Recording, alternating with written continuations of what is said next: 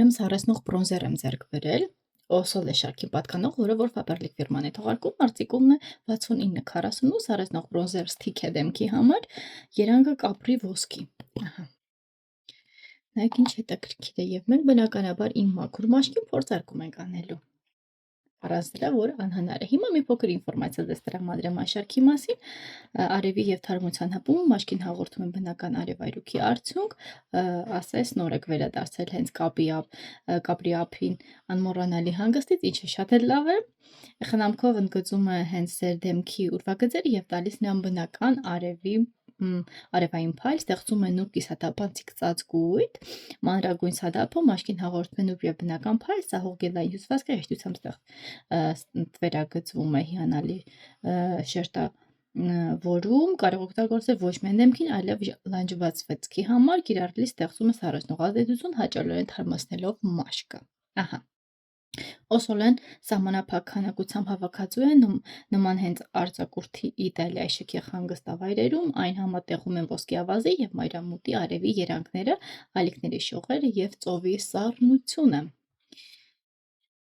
Մի քանի հպում եւ դուք կրկին արձակուրդում եք։ Ահա, հիմա կփորձարկենք։ Ահա իմ մաշկին, որ մաքուր է, ինչպես ենք այն օգտագործելու։ Դե կազմի մասին արդեն ինֆորմացիա կտեղադրեմ, կիրառեք դեմքի անհրաժեշտ հատվածներից, վերագծեք մատիտների,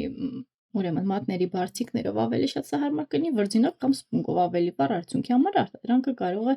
ուրեմն շերտավորել։ Եկեք փորձարկենք։ Շատ նուրբ դիզայն ուներ, հետաքրքիր պայուսակում համապատասխանեցնելու։ Եվ եկեք նայեք։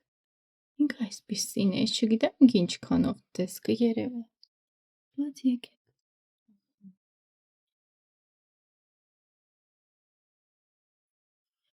Ապա, դուք տեսնեք, չէ՞։ Ինչքան նուրբ է։ Բնականից այն ավելի ուրեմն նուրբ է իր տեսքը, իր վայրը։